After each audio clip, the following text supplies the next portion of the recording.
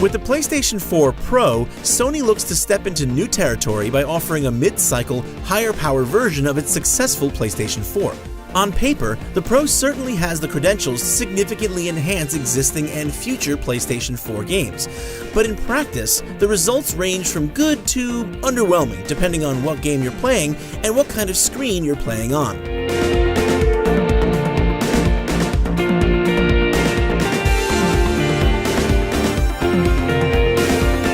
Physically, the Pro packs a lot of potential in a relatively efficient space. The additional 1 gig of DRAM, the second GPU, and the extra power required to feed it don't add as much bulk as you'd imagine, or from how it looks in pictures. At 11.6 inches wide, 2.2 inches high, and 12.9 inches long, it can fit into practically all the same space as your launch PS4 can, unless it was a really snug fit already. It is significantly heavier though, by around 30%. The Pro sports 2 USB ports together in the front and 1 more on the back, which is great for hooking up a PSVR. The Pro thankfully also has an optical audio port, unlike the new slim PS4. Dolby Digital headset users can breathe a sigh of relief. Overall, its weight, curved lines, and glossy finished PlayStation logo give the Pro a substantial, premium feel, but the cheap-feeling eject and power buttons, which are comically tiny, betray the aesthetic just a bit. Other than that, this is mostly the same PS4 we know and love. That also means there's unfortunately no support for 4K Blu-ray playback. Of course, the big new feature is the ability to output at true 4K 2160p if you have a TV to support it.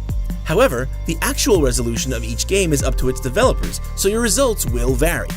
Currently, all games that support the PS4 Pro offer some form of higher resolution setting, but few are actually rendered natively at 4K, resulting in mixed visual impact on 4K monitors. Middle-earth Shadow of Mordor and Rise of the Tomb Raider, for instance, both look fantastic with the enhanced resolution option selected on a 4K screen. Lighting has a wider color range, and everything looks significantly cleaner, especially around the edges. Particularly with Mordor, everyone who walked by while I was playing stopped to gawk, even though it's now a 3-year-old game. On the other end of the spectrum is something like Deus Ex: Mankind Divided. Not only is it hard to find any appreciable difference in visual quality, but the higher resolution seems to cause deeper frame rate dips that I remember seeing when I played through originally on PlayStation 4. The Pro's power isn't just for people with 4K monitors, though. When developers choose to take advantage of it, there are some nice visual upgrades for the vast majority of us still on 1080p sets. But again, that varies game to game. Shadow of Mordor, Infamous Second Son, and Rise of the Tomb Raider are good examples of what full-featured Pro support can look like.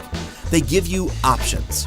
Infamous and Tomb Raider offer a high frame rate option, and especially in the case of Tomb Raider, this boosted performance dramatically over the standard PS4 version. Simply put, while the ambiguously named Enhanced Visuals options helped some shaders and reflective surfaces pop a bit more, the difference is negligible compared to the roughly 50 to 100% increase in performance that I witnessed. I hope developers provide the high frame rate option on every game going forward. The big issue here, even with the games that leverage the Pro well, is the lack of consistency and clarity regarding what enhancements you're getting from game to game and even from mode to mode. Mordor in high-resolution mode super samples on a 1080p TV for a smoother image, but do other games do that and just not mention it? I don't know, and neither will you. Most of the time, you just don't know what you're getting. The PS4 Pro is a premium-looking machine that offers a lot of extra power for developers to exploit, but right now, even on a 4K screen, the differences are only sometimes stark enough to make standard PS4 owners jealous. What's worse, there's simply no way to reliably know what enhancements you'll have to choose from. In time, with more support, the PS4 Pro has the raw power to potentially deliver greatly enhanced graphics, but right now, it's just too much of a crapshoot. For everything on the PlayStation 4 Pro, stay right here on IGN.